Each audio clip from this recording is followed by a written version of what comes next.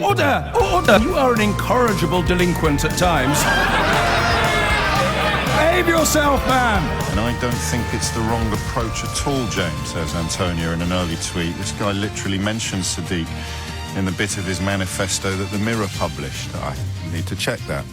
But what I meant when I suggested that I think I might have been preparing to approach this story from the wrong angle this morning was that I was going to be looking at the question of who radicalised them. And we pretty much know the answers to that, partly because one of the... Good grief, it's the closest I've ever come to swearing on the radio. Largely because one of the terrorists responsible for this atrocity has sort of, just as Anders Behring Breivik did before him, listed people in public life, including the British media, that he admires. And we ask the same question when an Islamist atrocity occurs, but of course those of us who are of an Anglo-Saxon heritage and don't have any Arabic can't read the stuff that radicalises those terrorists. I want to talk today about something that seems to have moved out of sight in the course of the time that we've been talking together every morning. I think that I want to talk about why I am examining my conscience and my feelings this morning and feeling a sense of relief that I don't today feel any different from how I do when an Islamist terror attack occurs. I don't today feel... It's not as close to home, of course, as the Manchester Arena attack, but if you think of the Bataclan Theatre in Paris, which is probably the most obviously comparable, a massacre, gunshot massacre, I don't feel any different. I just feel enormous sadness for the victims, and I'm not going to lie to you, I feel at this point in proceedings an incoherent rage towards the perpetrators. I don't think I feel any different. And I don't understand the people who do. I never did understand the people who could look at the Manchester Arena terror attack or the Nice. You remember when the promenade in Nice was subjected to a terrorist attack by a man driving a truck, and one of the first women to go under the wheels of that truck was a veiled Muslim woman. And I remember focusing upon that simple fact and thinking, how can anybody extrapolate the actions of this idiot into somehow being the responsibility of 1.2 billion people on this planet? And because I do what I do for a living, I think I see more than normal people do of the enormous effort that goes in online to persuading you and me that actually they are the same. We talked a couple of weeks ago about anti-Semitism and Islamophobia, and I pointed out to you that a journalist, and I use the word as loosely as is possible, called Rod Liddell, had written in The Spectator magazine, edited by a man called Fraser Nelson, published by a scrupulously impartial BBC journalist called Andrew Neil, about how there wasn't enough Islamophobia in the Conservative Party.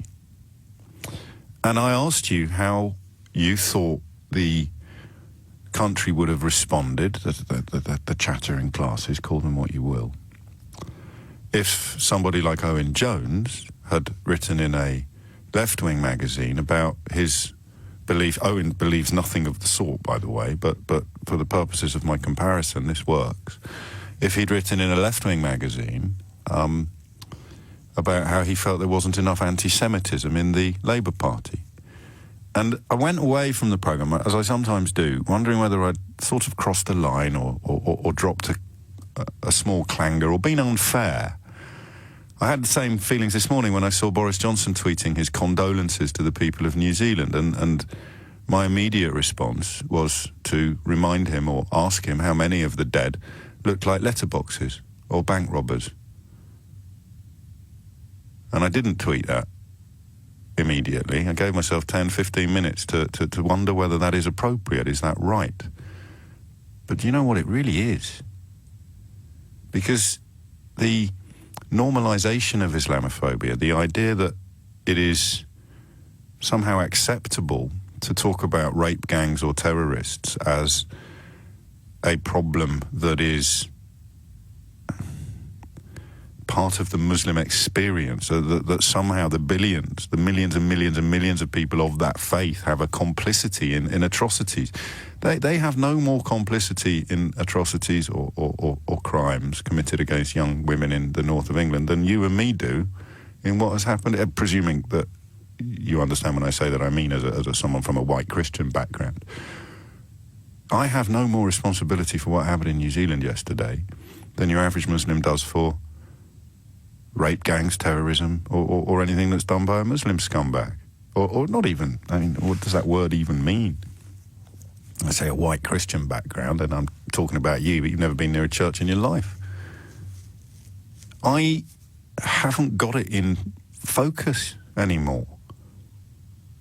That sense that the world is divided into two sets of people who think it's in any way defensible or acceptable to kill innocents, to make a political point, ideological point, and people who don't. A number of occasions after an Islamist terror attack, and remember they've been visited upon my hometown many, many times. Often after that I find myself on the radio asking you to remember that there are only two sides in these issues. Those who approve of terrorism or defend terrorism or apologise for terrorism or, I'm afraid, facilitate terrorism, even though they will, after the event, condemn and commiserate prior to the event. Just, how long ago was it that Tony Gallagher, the editor of The Sun, published an article under the headline, if we want peace, we need less Islam? Well, I'll tell you exactly how long ago it was. It was in June of 2017. I'm a bit retentive for these sort of things. So, British media will be condemning it and attacking it and commiserating with the dead and weeping crocodile tears all over the comment pages, and then give it a fortnight, they'll have another article about how there's not enough Islamophobia in the Conservative Party, or how if you want peace, you need less Islam, or how, it's ridiculous to compare Islamophobia with anti-Semitism. It isn't. And this is what happens when you amplify and inflate arguments that say that it is. And I'm really worried about what we've done in this country, what the media has done. There's a Twitter account, as you know, which has been drawing to the attention of Brandon Lewis, the chairman of the Conservative Party, all sorts of unpleasantness that has been found on Jacob Rees-Mogg and Boris Johnson fan sites. The account is called Racists for Rees-Mogg, and here's a report that was submitted a couple of weeks ago, the 6th of March at the latest, about somebody who has posted himself canvassing with Boris Johnson, and just the most cursory glance through his online history finds him saying, I was going through a few magazines the other day down at the local mosque. I was really enjoying myself. Then the rifle jammed. And it's not Boris Johnson's fault that this bloke's been photographed with him on the campaign trail with the legendary Boris. But if I was Boris Johnson, I'm afraid I would now be wondering what on earth I've done to make this bloke think we're on the same team. Ditto Jacob Rees-Mogg. Racists for Rees-Mogg is the Twitter account you need to look at. And I don't think they know that they've done anything wrong, the people posting stuff like this, because it's just a slightly less articulate and less educated equivalent of what Rod Liddell wrote in The Spectator about there not being enough Islamophobia in the Conservative Party. And I think I think we might have been part of the problem, because I've ignored it. Last time Sadiq Khan was in the studio, we touched upon this. I can't quite remember why. Why were we because we were talking about the utter abject failure of the Conservative Party to investigate anti-Muslim hatred, as highlighted by the former chair or deputy chair of the party, Saeed Avasi. And I remember saying to Sadiq, I think it was on air, that maybe we're wrong to ignore the bile that pours in to our own social media accounts whenever he's in the studio. Maybe it's a terrible, terrible mistake to have looked at it on a daily basis and just blocked it and turned it off and presumed that all decent people would eventually come to the same enlightened conclusion that the decent people you know have come to. And then I remember, as he reminded me when we did the Mayor's Question Time at the O2 last year, and there was a small section of the crowd that were chanting and jeering and essentially treating him as an elected politician differently from how they would have done an elected politician with different ethnic and religious background. And you I think I've sort of seen it as a stone in the shoe that we just have to deal with. We're not going to stop walking, but the stone in the shoe is there. Eventually, if you walk enough, you won't notice it anymore. You'll ignore it.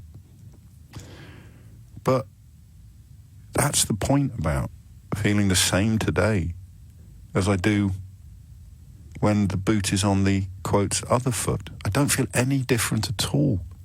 I am as disconnected from the terrorists in New Zealand as I am from the terrorists that were in this town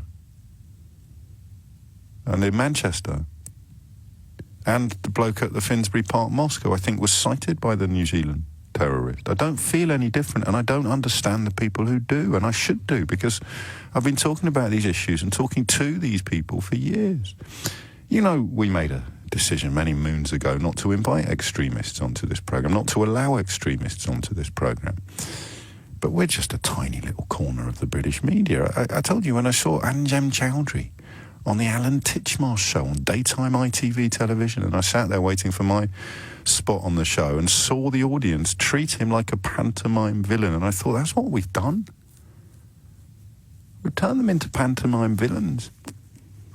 And now if you go onto the internet, you'll find, without even scratching the surface of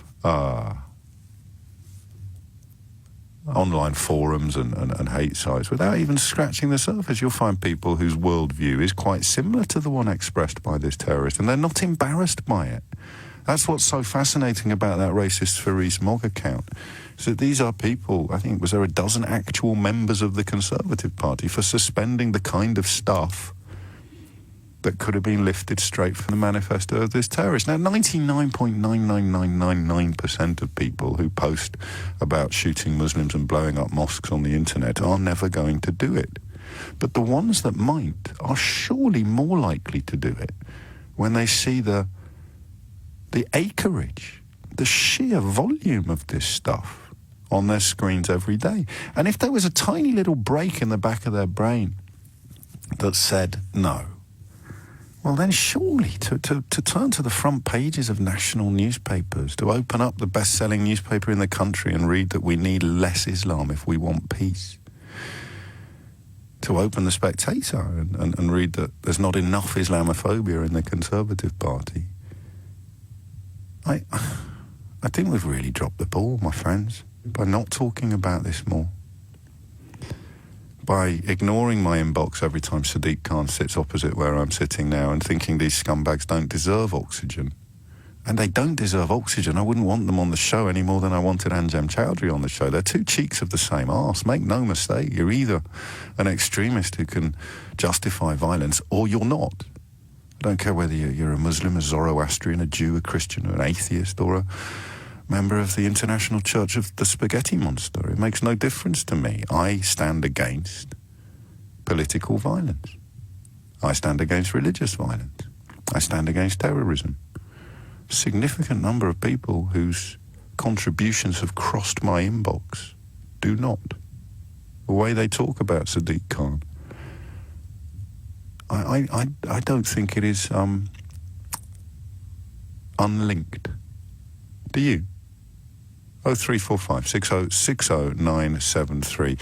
If that's a bit hefty for a Friday morning, especially given the horrible backdrop to this conversation still unfolding in New Zealand, 49 dead already, I would love to. The problem is,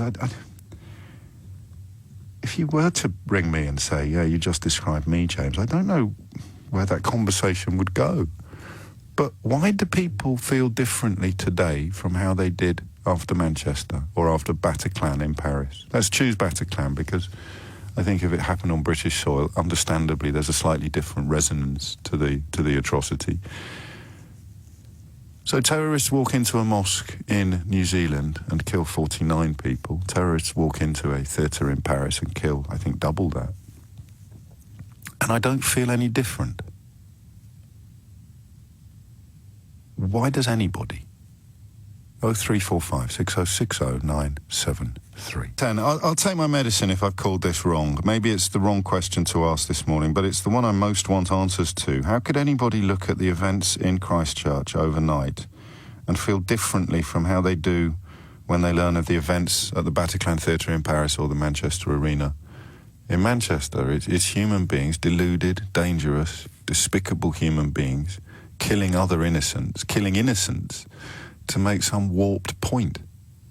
Why? It's a question I come close to asking you every day. Obviously I don't, because it'd be ridiculous, but why can't everybody see the world as I do? Let's go to Ealing first. Resh is there. Resh, what can you tell us? Hi, James. Thanks for having me on. And great topic as well. I originally been on hold for an hour, but my point is actually more suited to what you're talking about. The point is that if we look at why people are the way they are, why do we have the views that we have, a lot of them are coming from the background of the questions that were asked. So, for example, when I called LBC about the topic of the tragedy that just happened... Yeah, bear in mind, if you've been on hold for an hour, then you weren't ringing in to respond to anything I've said. No, it is completely irrelevant. Okay. It's completely irrelevant. Just bear with me. It's a really good point. Because, for example, when I called, they asked me, are you a Muslim? And I wondered what the relevance of that was to my opinion. So... if there's a tragedy... Yeah, again, it's not my... Put it this way. I don't know what to say, really. I understand I think I understand the point you're making, but I wasn't on air when that happened. I know you weren't, but this is more relevant to the point I wanted to make. If you just hear me out. Of course I will. Thank you. So Nick Ferrari had done, about a year ago, he went to mosques, and he sent journalists to mosques. So Nick didn't go himself. Yes, he sent journalists to mosques with bacon sandwiches and asked them if they would be offended. I'm sure he didn't do that. He did, I promise you, and I rang in about it. Well, this is what I mean, mate. You've asked me to hear you out, but I don't think that's true. No, and if it is true, Nick's not here to explain. I called in about it. I don't want to call either of you liars, but why are you talking to me about this? But no, because I'm telling you the relevance that we see Muslims or some group as something else, and all of our opinions matter. The questions that were asked are you a Muslim? What is the relevance of that? If there's a stabbing and someone calls in... I agree with you. Your phone people don't say, I agree with you. It's not relevant. It's not relevant at all, but I don't know what you want me to do. You want me to find out which junior producer it was that asked you and give them a kicking? No, my point, your question, your original question is why don't we all feel the same? And my point is, why aren't we all treated the same? Because we're not. It's a very good point. That's my point. Yeah, it's a very good point. It's at such a deep level that we have to acknowledge. I think journalistically, it's perhaps when an atrocity has taken place in a mosque, in a Muslim place of worship, then I think the perspective of a Muslim is worth acknowledging. I don't think it's irresponsible. I think some of the... No, hang on a minute. Some of the other stuff you've said, I think, does lend itself to a very irresponsible narrative, but I don't think that particular example... And, I'm uncomfortable listening to criticism of any colleagues except one, obviously. You took it as criticism. Well, it is a criticism. You're saying it's partly your fault. I just stated the fact. Yeah, that's what he did. He did a show that was... Well, I need to double-check that. I find it very... I mean, I listen fairly closely, but I'm fairly sure that that's a slight misrepresentation of what happened. But you put me in... This is why I don't like talking about other people's shows on this programme, with, obviously, one exception. 26 minutes after 10. Resh, thank you. How do we... Before you go, because I don't want you to feel that I've pushed you off the... programme. How do we move it back? Because I feel the same, mate. I'm not a Muslim. I'm actually a Christian. I go to church, but I don't feel different. So, and I get exposed to more of this stuff than almost anybody who's not an Islamophobe does. I mean, I see more of it and get exposed. You should have a look at my inbox when Sadiq Khan is sitting opposite me in this studio. Right. It's like a... I mean, it's a for example, textbook. It's about stereotypes, and we had... someone phoned, and again, I'm sorry about this being about Nick Ferrari, but it's not about him, it's about the show. No, it's not. I'm not doing that anymore. No, I'm not doing that anymore. I'm really, really, really sorry. Maybe I'm wrong to do that, but it's friends and colleagues, you want to take issue with what they do on their programs, you ring them. I'm really sorry.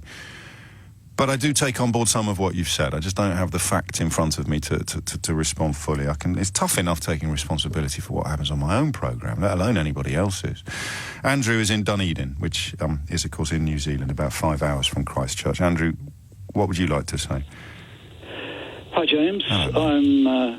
I'm originally from the UK, and I emigrated at the age of 8. I was going to say, you've been there a while, mate, because you've gone full native where the accent's concerned. Carry on. And I've actually got members of my extended family, an aunt, an uncle, and 3 cousins that are actually Muslims living in the UK. Oh, gosh. So, and I've got a step family which are half German, half Australian, and so I'm really from a globalist family. You're a citizen of the world, my friend. Like we all are. It's just a little bit more obvious in your case than perhaps it is in other people's. What? Yep. Well, you just talk. I'm not going to ask you questions unless you want me to. No, it's okay. I've just been... So, the fact that I've got Muslims in my family, that's hit me rather hard. I can believe that, and that's why I don't think it was inappropriate to ask callers if they are Muslim, just to refer back to the previous caller, because you will feel that this is somehow closer to home, potentially. You'll be worried about your family, given that there are warnings now about attending Friday prayers, even in British mosques. Yeah, especially since those family members were thinking about emigrating to New Zealand a number of years ago. Because it is historically one of the safest places on the planet, isn't it? Well, yes, and they would have been they were looking in Dunedin, and apparently from some of the reports that I've read, the attacker's original target was a mosque in Dunedin, but he thought that person would kill more people in Christchurch. Good grief. Talk to me about the extremism, and also about this tightrope I'm trying to walk, which it makes perfect sense to me that you will be reacting differently to this from how you would if you didn't have family members with, in the context of this atrocity, with targets painted on their head. If someone is going... Because the thing about Islamist terrorism, they'll kill everyone. They'll kill Muslims, they'll kill Christians, they'll kill Jews. They don't care who they kill. They just like to kill. They kill. This is a deliberate attempt, just like the Finsbury Park mosque. This is actually worse in a way because it targets a specific section of society rather than random killings, and that's why it's relevant today. But why don't I feel different? That's the bit I don't get. I don't have Muslim family. I don't feel different when this kind of atrocity happens to how I do when the Bataclan Theatre attack happens. Would you expect yourself to feel different? I don't know. I just look at loads and loads of people who do apparently feel different, and I don't understand why. Right. Why would you feel different? I don't know. I had a friend on Facebook that lives 2.5 hours further down the country, and he was identifying as Christian and wanting to kill Muslims, and so I just got rid of him as a friend on Facebook. And that's what I do at work, particularly when Sadiq Khan is here. Some of the stuff that comes into the studio is breathtaking in its disgustingness, but I think I've subscribed to that old line about someone in their mum's back bedroom in a dirty bathrobe banging away on a second-hand laptop, and I've just written them all off. But it only takes one of them to cross the line into what we've seen in New Zealand overnight, doesn't it? Yes. Well, I've got an elderly father that's the brother of the uncle in the UK, and he's getting on. He's 84, but he's doing a very good impression of Alf Garnett at the moment before this happened. Because something's happened in the last few years in this country where stuff that we'd sort of successfully pushed into the darkness, pushed out of mainstream public discourse, has come kicking and streaming back into it. And that's the thing about ancient irrational hatred, is that they're very, very easy to revivify. I think they've been emboldened by Trump. This bloke mentioned Trump. This bloke mentioned Trump, didn't he? Yes. Talked about common purpose. They see Trump. He sees Trump. This terrorist sees Trump as a hero.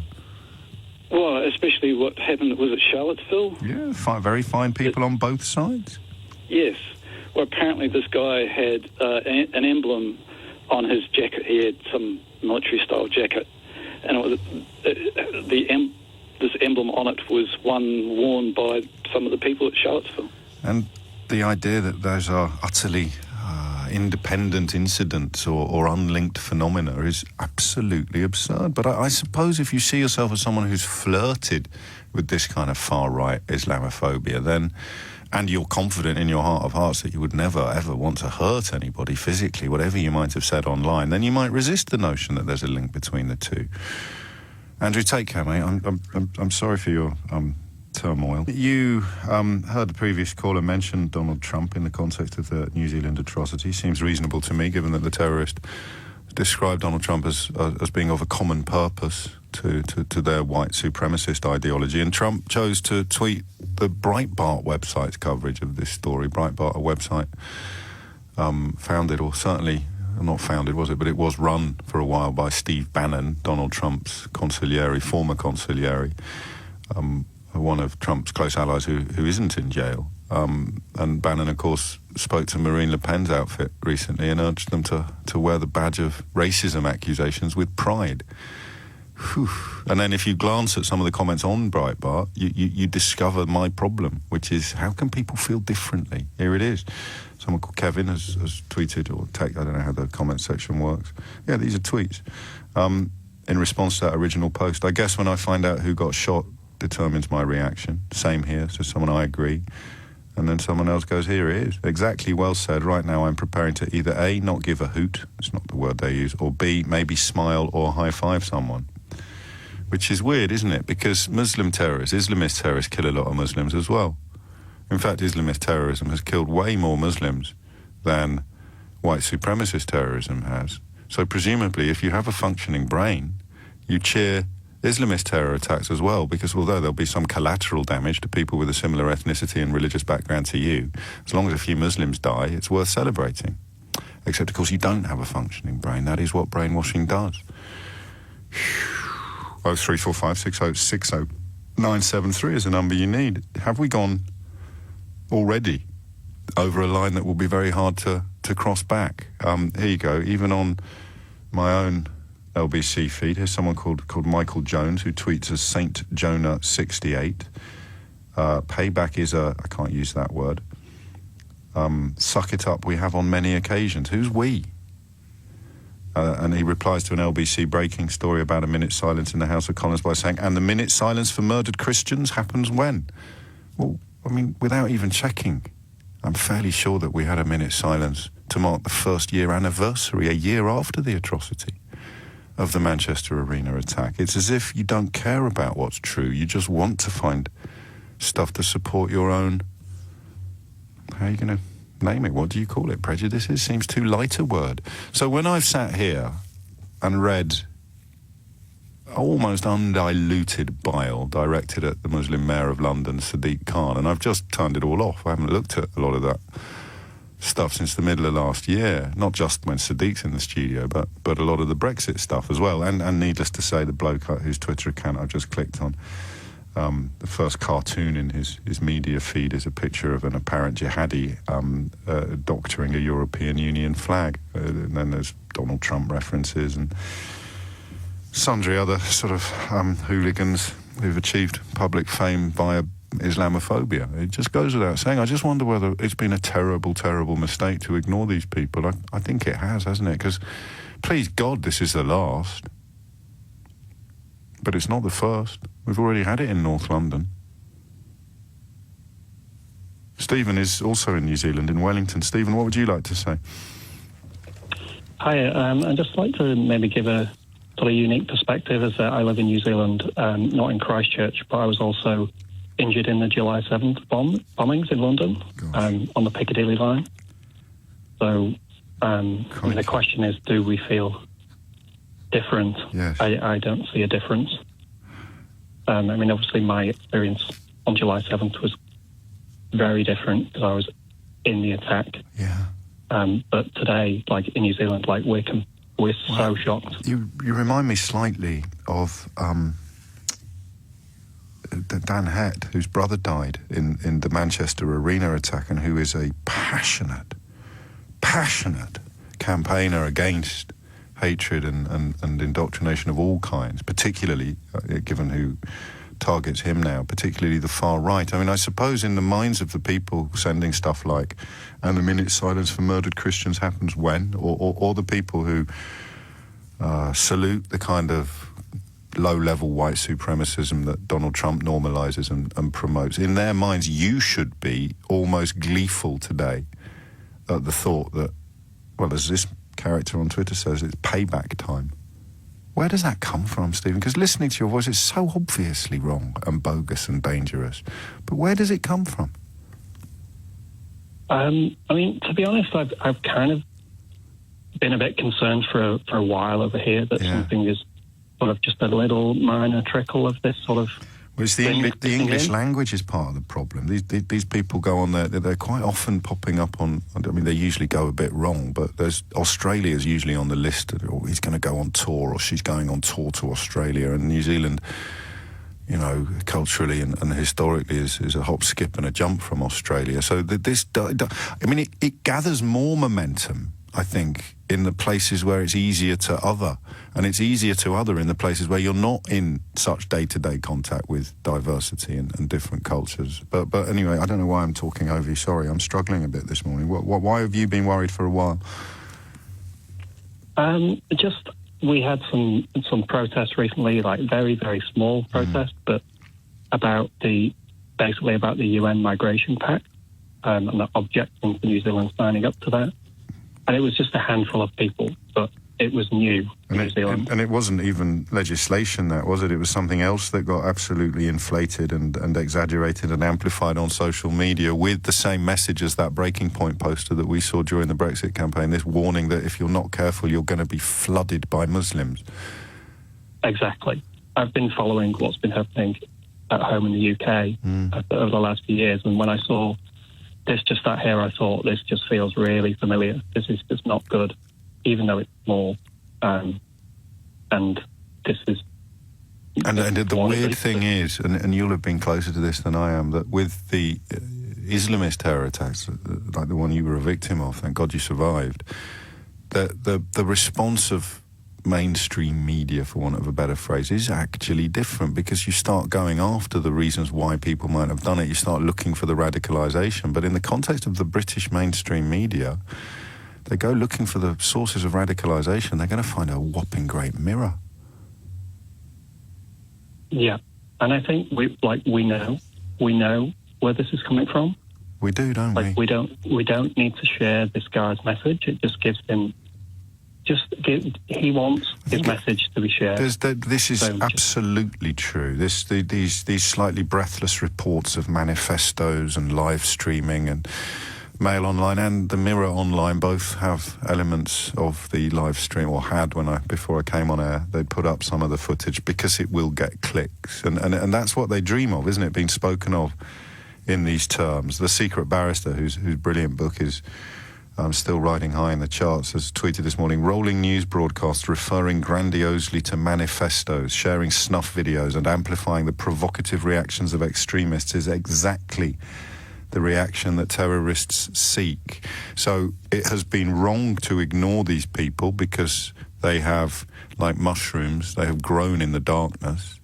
It is wrong to report these atrocities with that slightly breathless, grandiose reference to manifestos and snuff videos. What is, as a victim of an Islamist terror attack, who I can't believe it's surprising that you feel no different about the one visited upon the mosque in the country you now call home than you do about the one visited upon the transport system in the city you used to call home. What's the way to treat that? How do you treat the millions of online bigots, given that it only takes one of them to cross the line into what we saw in Christchurch last night? What's the correct way to deal with them? My reaction in London was, at first I was super angry, and I did feel pretty bad towards the guy who'd done it and the group who'd done it. Good, yes. But eventually it sort of clicked in a way that it just makes me feel rubbish, and it doesn't help us stop it. Yeah. So we have to do something different. And I started to try, and not just understand why he did it, because these people aren't crazy, insane people. But that's, I mean, even that is understanding. Do you see what I mean? It's useful for the far right on days when the terrorist has had brown skin to say, I don't want to understand it, I don't want to understand it, I just want to condemn it. But of course, if you don't seek to understand, you are condemned forever to repeat. So I understand, as you do, why this has happened. I understand why Islamist terrorist attack happened. It's exactly the same reason. It's damaged people searching for some sense of purpose, being corrupted, being brainwashed, being radicalised by people who will never, ever, ever put themselves in a firing line, either metaphorical or actual, but who sit in the background pulling strings, usually over the internet, and praying, dreaming of days like today. Yeah. Mate, I feel like the way to sort of fix it is to go beyond the point that it's like pre-radicalisation. Because once they've been radicalised, and then you have to call it out. It's a lottery if we catch them. Yeah, but then you have to call out the seeds, don't you, before they can sprout? And if you're going to call out the seeds, then that earlier caller with whom I was a little bit uncomfortable does have a very valid point. Relatively respectable journalists in relatively respectable media outlets have been othering Muslims for all of my life. Certainly since September the 11th, which pretty much marks the beginning, coincidentally, of my broadcasting career. I've sat in studios and heard people make these arguments. I've opened The Spectator and read Rod Liddle writing that there's not enough Islamophobia in the Conservative Party. I've opened The Sun and seen Tony Gallagher's headline about, if you want peace, we need less Islam. I've got all my front pages, from Ramadama Ding Dong to Sharia law in our schools, Muslims trying to take over Buckingham Palace. And then we sit here now and look at our cousins in New Zealand, who, of course, by dint of being an English-speaking country, have easier access to all of this stuff than others. And I don't think we get to be surprised, do we, today? We certainly don't get to condemn while the best-selling newspaper in the country still prints bills like that. You're not allowed to say what you want in this country without being called a racist. Turns out you are. You can post all sorts of stuff about wanting to shoot Muslims in mosques, and not be in any way sanctioned or cautioned by authorities, let alone the political parties that you profess to support. So, I mean, it's an odd one, and it's a bit self-referential possibly, but is it the fact that we've somehow turned political correctness into a negative that has allowed the sort of vileness and bigotry to flourish? Not just online, You can't keep saying the internet, because this will be, although they are online, it's not exclusively online. There will be the comments section of household name newspapers and magazines full of this stuff, including LBC, and everybody does it, because I think there's a sense that to stop it would be just too difficult. Unless you close comments altogether, how you can't? Do you go through every single one if you're getting several thousand a day? And yet, unless we do tackle all of it, what will happen?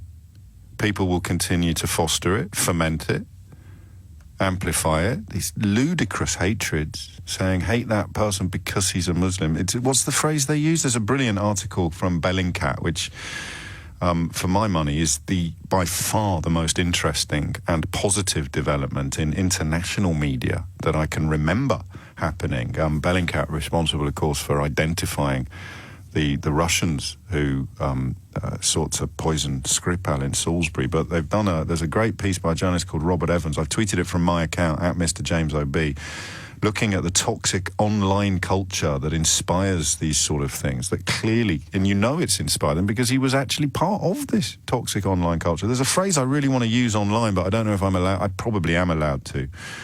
It's a phrase that is used to describe a bombardment of very low-level online activity designed to spook the uninitiated, and the phrase that they use is the great replacement. Now, you might have seen this on your own Facebook page. This is why Sadiq Khan has been mentioned by the terrorist. There's an idea that because he's a Muslim, there's a narrative of takeover, to which you just say, just go out and meet a Muslim. They're like you. They're worried about the school run. They're worried about paying the mortgage or paying the rent or putting food on the table. They're not plotting to take over the world. And every Muslim I know has no more to do with the terrorists than I have to do with this scumbag in Christchurch. Why is that so hard to understand? Answer, you have to conclude that people want to be divided and they enjoy being hate-filled and angry. Whether you're talking about an Islamist terrorist or an Islamist terrorist apologist, or whether in this case you're talking about this curious constituency of people who think that straight white males are somehow a threatened constituency. The most inadequate people on the planet will go out and kill innocents to make some ludicrous point about their own pathetic existence. I don't care what colour they are. I don't care what religion they profess to follow. The great replacement. For God's sake, just look at yourself. And it is not politically correct for me to call you a prat. It's accurate. I don't care what colour you are. You're worse, I think, if you specifically target one community than you are if you do it randomly, although it's a moot point, doesn't really matter, does it? I'm just drawn to that idea that we've seen on the Breitbart website, the news source, the propaganda site, which Donald Trump chose to tweet first after this happened. And that is full of people saying things like payback time. How is it payback time if Islamist terrorists kill Muslims? How is it payback time for a white bloke to kill Muslims as well? You absolute cretins. Fard's in Enfield. Fard, what would you like to say? Hi, James. Just a bit bewildered today, to be honest, looking at everything that's going on. Go on. And whenever there's these sort of terrorist attacks or anything that happens, there's always, hundreds of WhatsApps that go around and all that kind of thing. And I got sent something today, and I thought, no, this can't be true. It's not normal for this to be sent. And I thought, before I forward it on or anything else, let me just do my own research. The gentleman called, I say gentleman... I don't know what you're going to do now, sorry. I don't know why I'm getting put through calls that are frightening me. What? No, so there was... going back to your point, why is there a bit of a difference today? Yes. It's because it's acceptable, or it's becoming acceptable. As you say, it's gone through the media now. Certain things are allowed to be said about Muslims and certain things. It just is, isn't it? And I mean... I got a message today, right. a statement released by the Senator of Queensland. I've seen this. Do you know what? I don't want to give him any publicity. Okay. For the record, he's blaming it on Muslims.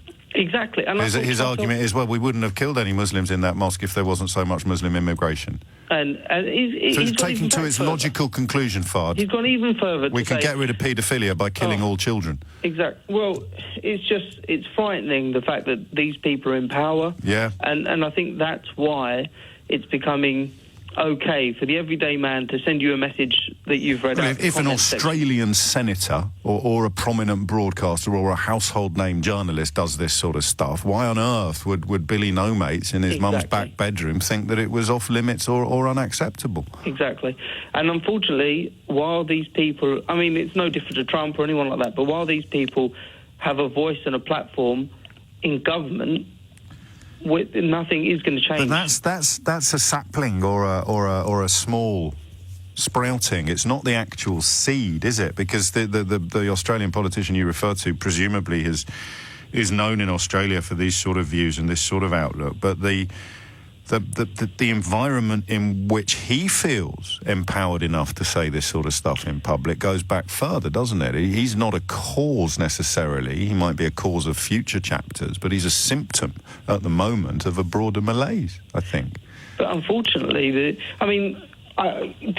coverage that it will get, this person will well, and there is the nub, there is the crux, and in the great scheme of things, this isn't a problem I expect anybody to lie awake at night worrying about, but there is the problem that the media faces. How do you do it? Do you report the terrorists' manifesto? Do you report the despicable comments released in an official statement by the Australian politician that Fard refers to? I look back on Anders Behring Breivik's citing of named British journalists and public figures who carried on regardless afterwards. The Finsbury Park Mosque bloke left a list of people that had inspired him, left a list of people that he wanted to kill. Do you know, the first that my friend Lily Allen heard about being on that murderers list was when she read about it in the newspapers. But hey, let's all go online and monster her today. It's 11 o'clock. For the avoidance of doubt, you generally in a newsroom don't call it terrorism until the police have in the relevant country, the relevant locale, I am not bound by such conventions. If it smells like terrorism, walks like terrorism, and looks like terrorism, I'm entitled to call it terrorism, and it, it clearly is. But if you're confused as to why the language of news bulletins is sometimes a little bit different from the language you prefer, then the simple answer is usually you wait until it's been officially termed such by the authorities, and that's regardless of who did it. And that phrase right there today is the distillation of almost all my thoughts. 4 words: regardless of who did it. 5 words. Regardless of who did it.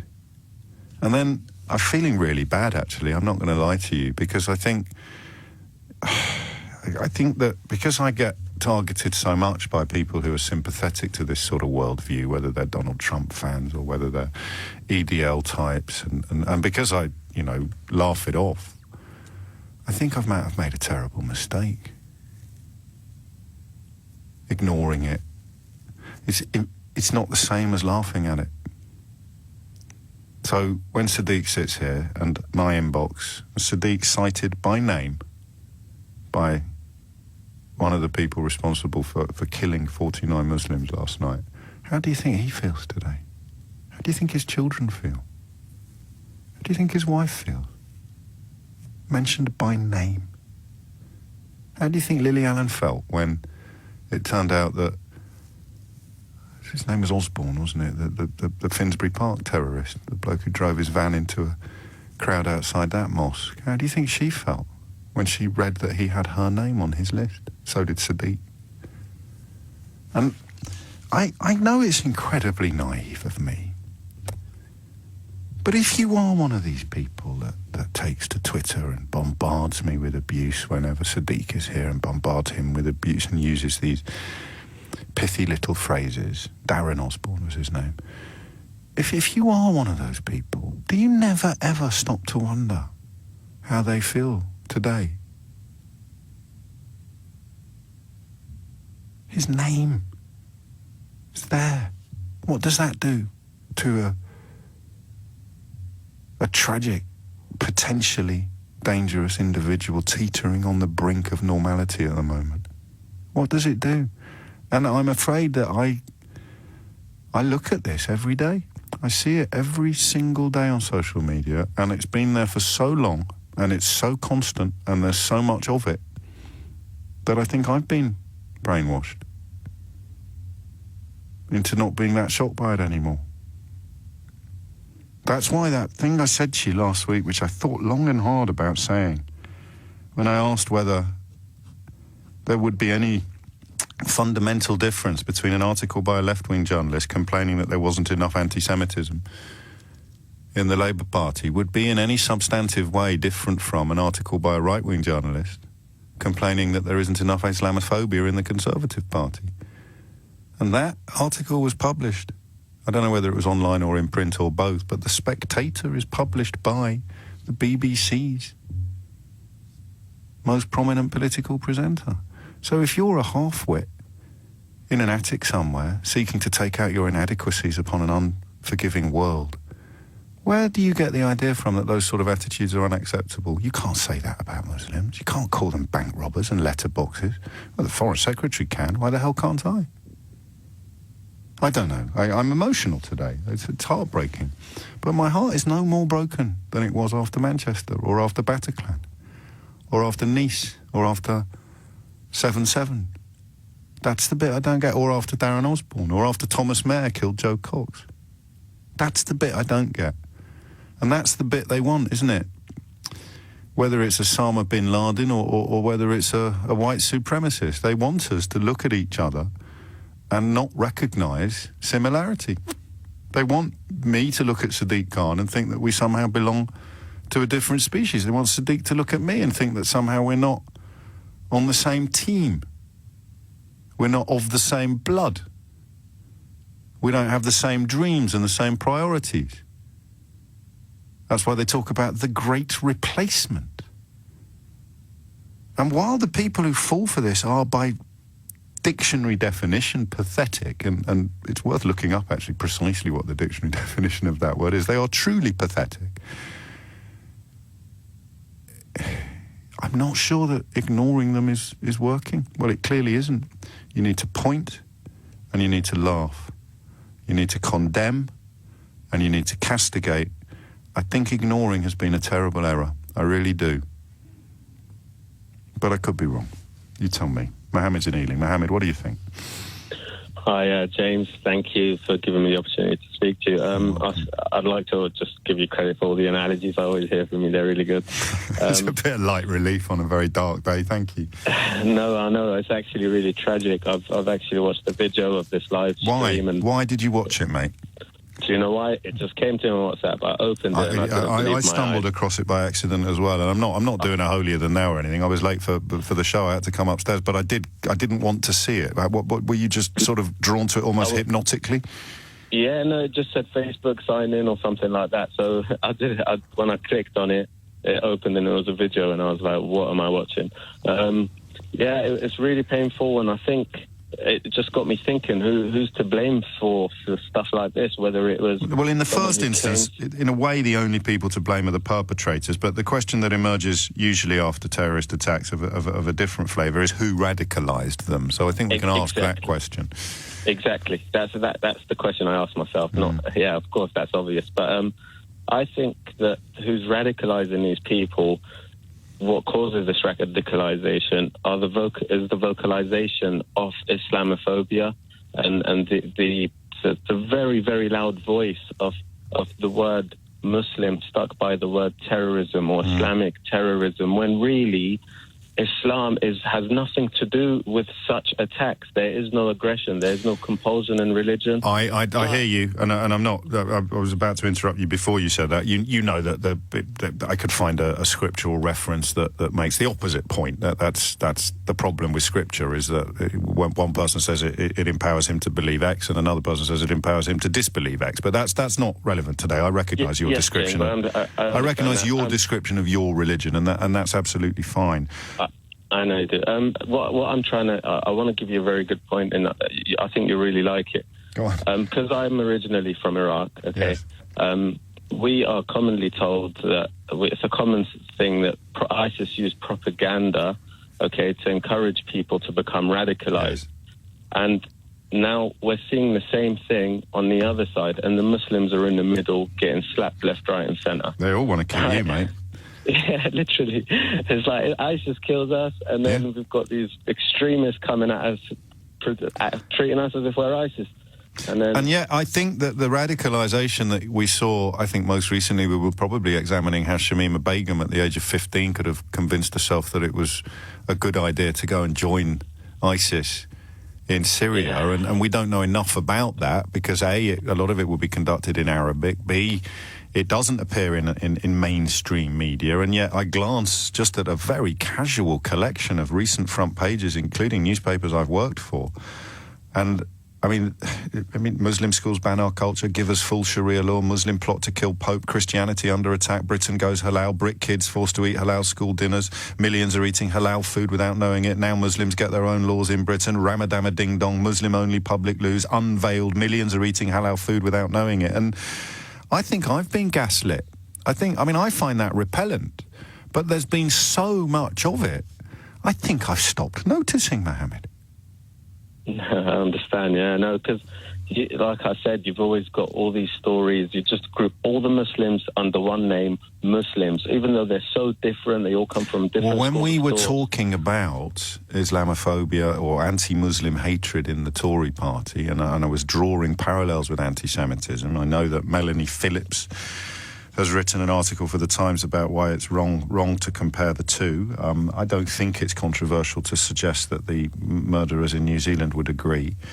Calling for Angela Merkel to be killed, calling for Sadiq Khan to be killed. But I got messages in saying, no, it's not the same at all. Jews aren't doing rape gangs and terrorism. And again, I just thought, oh, shut up. But of course, what that text, and I got more than one of them, what that does is very, very explicitly and unquestioningly tie an innocent Muslim like you to the crimes of people who are or have been labelled Muslims and have done terrible things. That simple thing there, you are complicit. You are an accessory. You are an apologist for or an instrument of these sort of crimes precisely because you're a Muslim. It was all over the phones as well, saying what's the difference between Islamophobia and anti-Semitism? People would ring in and say, well, the Jews aren't running rape gangs or killing people. And you sort of say, no, but nor are all the Muslims.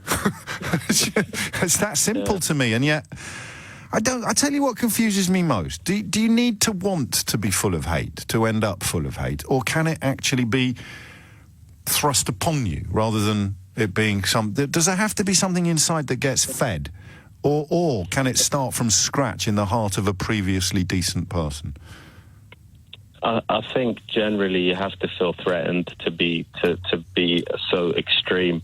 You have to feel threatened, and I don't feel like that man himself was that threatened. I think instead... No, but it's easy to make him feel threatened, you know. You've got people in this country who think that heterosexual white males are threatened, and they write articles about it and appear on television. So, you know, if you can be the member of the most privileged social class in the history of humanity and somehow be persuaded by idiots on the internet that you're threatened, it's not that hard to imagine the next step, is it? Exactly, and that's why an act like this is expected. I mean, it's like a doctor who knew there's a benign cancer, and now he's just waiting for the symptoms of a malignant tumor.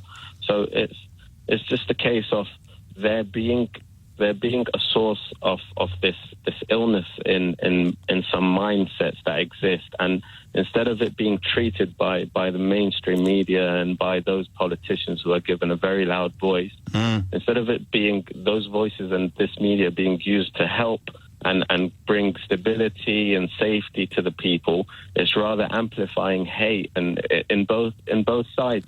And only the weak are falling into it, and those. I mean that's an interesting position. Not always held up by the facts. I used to think that, and then I use phrases like inadequate and pathetic and weak. But that actually, the students of radicalisation find sometimes the opposite. It can be the charismatic, the people with almost a hero complex that get drawn into it because they're susceptible to the grandiose associations. You will go down in history. So it's not just the pathetic creatures at the fringes of a social group. It can be the ringleader, it can be the kingpin, because this message that you will go down in history is why you may have noticed, you may not.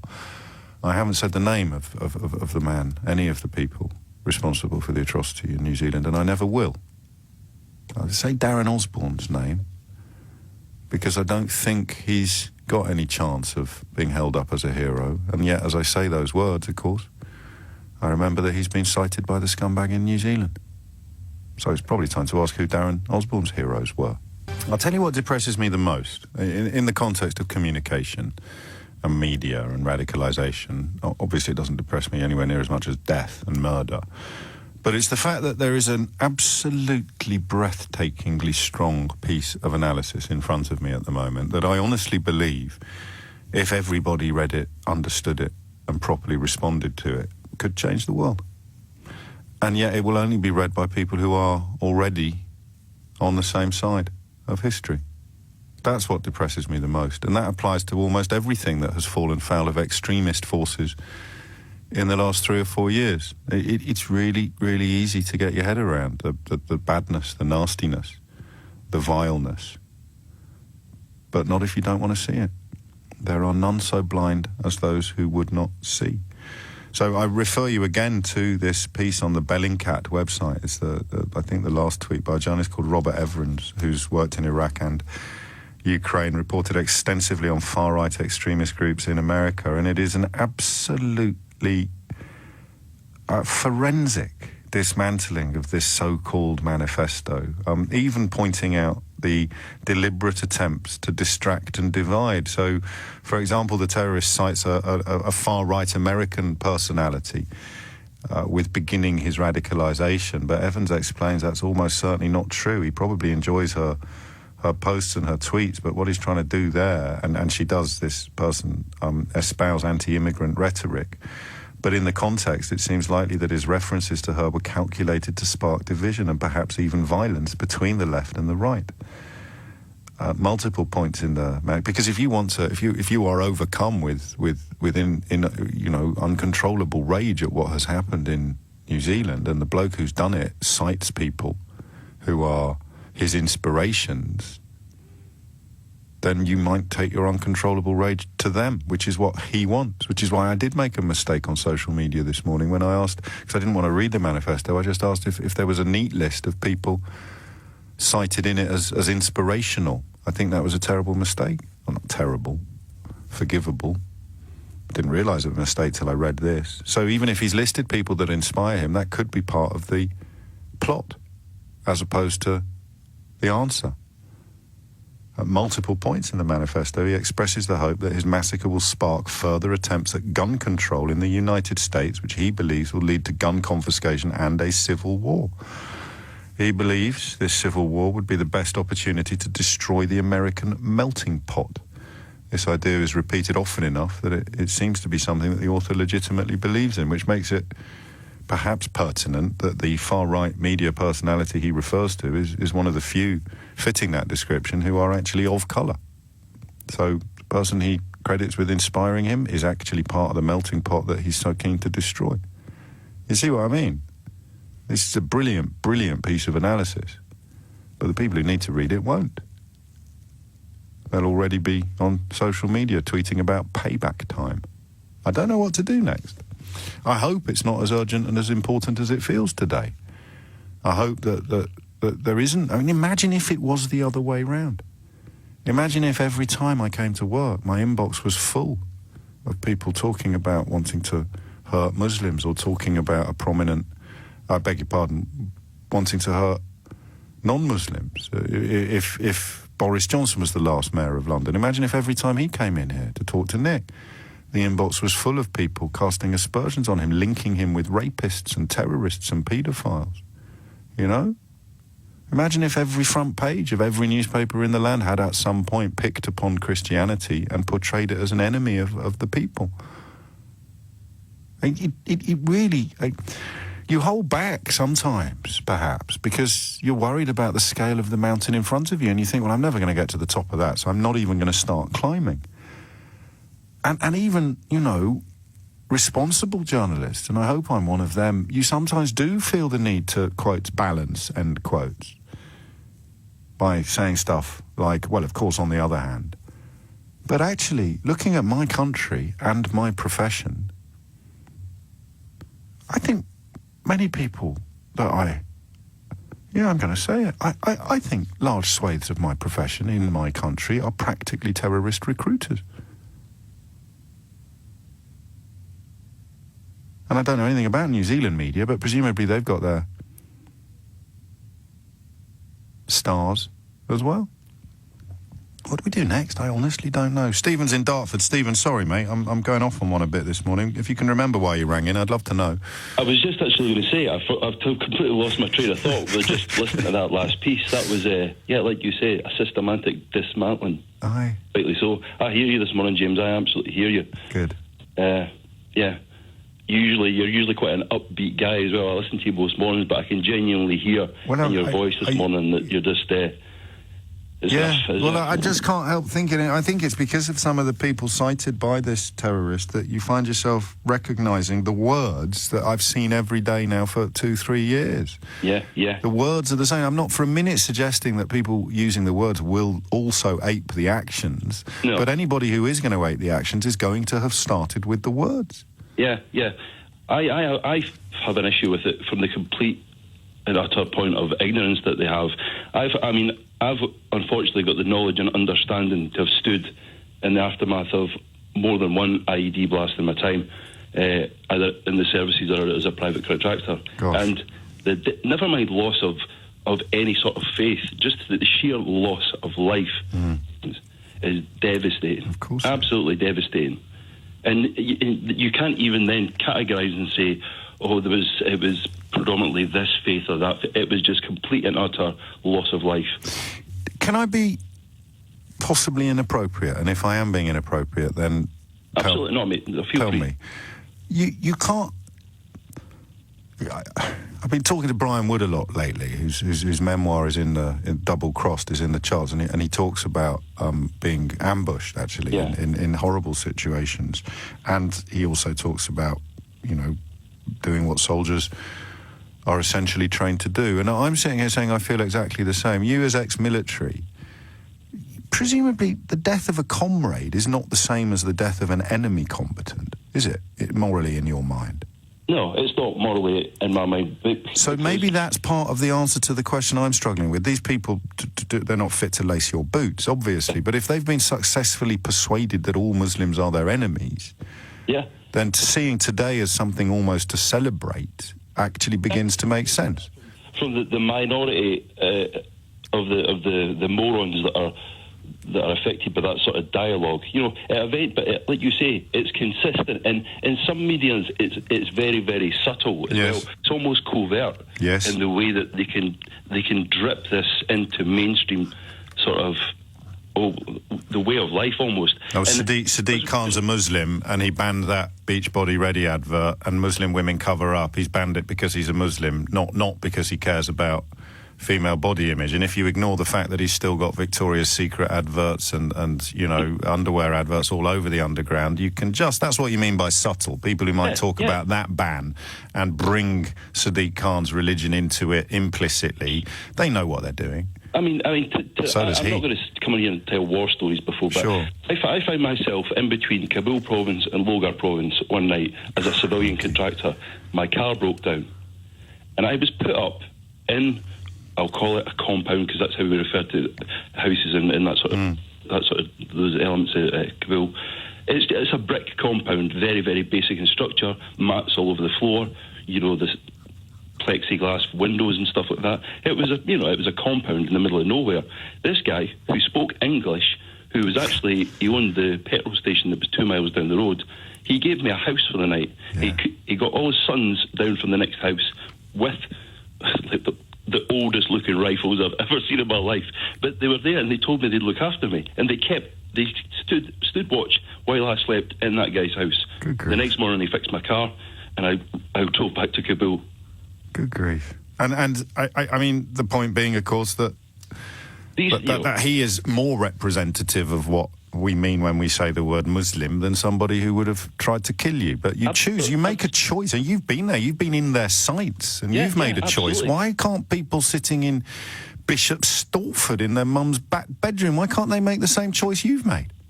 I don't know where the rhetoric comes from, but the British flag in the UK can take on a whole different meaning dependent on who uses it as a means of representation. Does that make sense? Yeah, of course it does. I mean, what does it represent? I'm not going to mention the guy's name. Well, no, I know, and I don't want you to. There's a few names we're not going to mention today, but they bubble under the surface of this, just as they bubbled under the surface of Darren Osborne's terrorist attack on the Finsbury Park Mosque. But here's the problem, mate. From the media point of view, from the public's point of view, and your perspective as military past them is so powerful. But I keep thinking, I don't know why yesterday, before this even happened, I was thinking a lot about Joe Cox and Thomas Mayer. And if you're standing on a stage and you're trying to whip up that crowd, what's going to work best? That breaking point poster or Joe Cox saying, why can't we all just get along? Yeah. Well, the majority of your listeners, this is why I subscribe to LBC as well, because the majority of your listeners, not all of them, admittedly, are normal, educated, well-educated people who can hold a conversation. Yeah, but you're going to worry me now, because that's what I tell myself when I ignore the bile that comes in via our social media from people who wouldn't have the guts to ring in a million years. And then you don't know how many of them are real people, how many of them are bots, how many of them are trolls, how many of them are just doing it because they're desperate for attention, and how many might mean it. So you make the decision to ignore them all and focus on what you describe as the healthy, good majority. But today, mate, I'm thinking that might be a mistake. Yeah. I'll agree with you to a certain extent. I mean, I was always of the ethos you pick your fights appropriately or accordingly, because you can't go through life fighting everyone over everything. But it just seems to be that the Muslims versus the world rhetoric's getting a bit... Well, I mean, Steve Bannon is making no secret of his desire to divide and conquer in Europe in the way that he is believed or shown to have done in America, sucking up to all of Europe's nationalists. And, he has sat in this studio. I can't pretend otherwise. Steve, take care. We're having a slightly, I suppose, self-indulgent crisis of conscience. Just wondering whether the subconscious decision to just block out all the racist and Islamophobic bile that appears under our noses on a daily basis was the right way to approach it. Should we have addressed the kind of people who have inspired this bloke in New Zealand?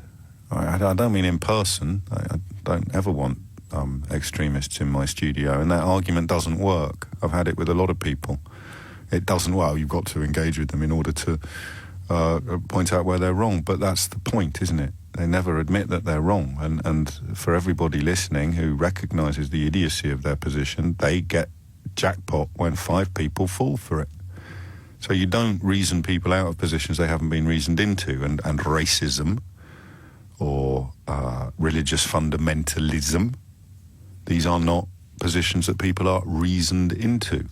They're cultish, they're ideological, they are psychological rather than political or religious. It is a pill you are being sold, which when swallowed makes you think you're better than them, and when swallowed in enough quantity makes you think you have the right to kill them. Doesn't matter whether you're driving a truck down the promenade in Nice or whether you're marching into a mosque in New Zealand. The same process has occurred. The narrative of victimhood, the narrative of persecution, the narrative of poor me, poor me, poor me is exactly the same. Have a look at them. Have a look at your favourite far-right British person and tell me how much of his or her time is spent to bemoaning their own suffering. I'm being targeted. I'm being silenced. I'm being censored. It's exactly the same. Absolutely identical. I remember when I started here and we would be discussing Islamist terror attacks, and there was something I had no tolerance for whatsoever. It was the word however. And it would usually refer to the Second Gulf War, the appallingly ill-advised, in retrospect, decision to seek to remove Saddam Hussein from power without having any plan whatsoever about what to do next. And I used to really, you find this very hard to believe, I used to lose my temper occasionally on the radio. And I think the first few times I really lost it was when people rang me and sounded all sensible. Obviously, I condemn the atrocity in New York. Obviously, I condemn the atrocity. However, and then they'd use the phrase British foreign policy. And it's gone the other way now. This Australian politician that an earlier call referred to talks about how awful it is, and then however, it wouldn't have happened if there wasn't any Muslim immigration, which is the same as saying there wouldn't be any paedophilia if we killed all children. I don't know. I genuinely don't know. 49 confirmed dead now, at least 20 seriously injured. A man has been charged with murder and will appear in court, and so the story continues to unfold. But it unfolds against a backdrop that is, I mean this thing about the mountain that's too big to climb. Do you know what I mean? It's a bit like, it's a mindset, isn't it? If you're not going to be the best in the class at something, you're not going to bother at all. If you're not going to come top, you're not going to do it. Most people aren't made like that, but some people are. I've got a horrible feeling I am. This mountain is too big. Look at this mountain of Islamophobia that appears in front of me every time Sadiq Khan comes into the studio. Look at it. I mean, it's endless. It's utterly endless. Go to the LBC Facebook page whenever he's here. And you just find yourself thinking, there's too much, it's too big, I'll just pretend it's not there. I don't know, but I'm beginning to fear that might be a terrible mistake. Usman is in Hackney. Usman, what would you like to say? Hi, James. How you doing? Very well, mate. Thank you. Yeah, so I wanted to talk about what the main difference between the attacks in Manchester and the attacks in New Zealand are. And I think it's actually embarrassing what the difference is. When we see the grooming that happened to the people that do attacks in Manchester, who are we talking about? People in Syria, ISIS. But when we're talking about attacks in someone like New Zealand, yes, they're regurgitating the same rhetoric that our leaders are promoting. People that, look at what the senator said earlier on. They're getting. Yeah, but he said that after the attack, and he's not a leader. He's a pathetic Australian politician desperate for attention. Some of the leaders that we have in terms of the right wing, they're homegrown people that are promoting this violence. Yes, that are promoting this narrative. That is homegrown grooming compared to somewhere like Syria, which is a direct correlation with foreign policy, etc. Yes. So there's a difference. This is homegrown grooming that's happening, and this. So we sit here clutching our pearls and wringing our hands when there's an Islamist attack, and we say, how on earth did this happen? And then we find out that the killer had spent time in Libya, or the killer, as you say, had spent time in Syria, or they'd fallen under the spell of people who had, or they were acolytes and followers of hate preachers who are household names, but who do not get given platforms on national television every week to preach their hate. And then you look, well, who could possibly have radicalised this bloke in New Zealand? And you turn to the best-selling newspapers in this country and find headlines, if you want peace, you need less Islam. Look, I've read the manifesto that he's made, and some of the people that Why have you read it, if you don't mind me asking? Because I wanted to see what motivated this guy. And already, a lot of the things that he said, I wasn't surprised by at all. No, of course. And to be honest, I'm not surprised by it, because these attacks. I've posted videos online, and there's a amount of racist comments that I've gotten myself. Yes. I'm not surprised attacks like this are happening. No, nor am I. I'm not really surprised more happen. Well, hand on heart, I'm surprised it doesn't happen more as well, actually, but that's because I see the propaganda and the rhetoric. So I don't know. I mean, presumably, with 1.2 billion Muslims on the planet, or whatever the number is, for people who sympathise with these fascistic far-right worldviews, they're equally surprised that there aren't more terror attacks, because they think all Muslims, and I judge from your name, you're a Muslim yourself, they think you're secretly a terrorist. And the other thing they do is they get their sort of ladybird version of the Quran, and then they tell you that if you're not a terrorist, if you don't want to kill me, then you're not a proper Muslim, which is a sort of astonishing pincer movement. It's actually quite clever. You know what? I don't even give thoughts to those guys anymore. Because well, then this happens if you don't, doesn't it, or not? You know what it is, yeah? I've seen this myself. I've seen videos of people that have studied the Quran for about 10 years debate someone, and that person that can't even name 10 chapters will start debating this guy. Yeah. They don't want to get their views changed, because they want to blame their whole problem on immigrants, and that's why it ties back to Brexit. This whole I hesitate to do that, because we obviously obsess a bit about Brexit on this programme, but what the hell was the point of that Breaking Point poster featuring refugees in Central Europe who'd made their way out of Syria? What did that have to do with the European Union, unless it was somehow designed to make people go, the Muslims are coming, run, and that leads to what we've seen in New Zealand overnight. I'll give you that. I'm not going to argue with you at all. No, it's a joke. I've seen people tell me once Brexit happens, Asian people are going to leave this country. I don't understand what half these people think that Asian people have to do with Brexit. We heard the call on here. Why did you vote Brexit, mate? Because there's so many brown faces behind the tills in my local Tesco. And then in the next breath, their cheerleaders, their hate preachers will be saying, oh, no, we're not racist at all. We want more immigration from countries where people actually are brown. Again, not for the first time in recent years. It's beyond analysis now. It's so bonkers. But that question hangs over us, which is, I just can't help thinking that ignoring it is not the right answer.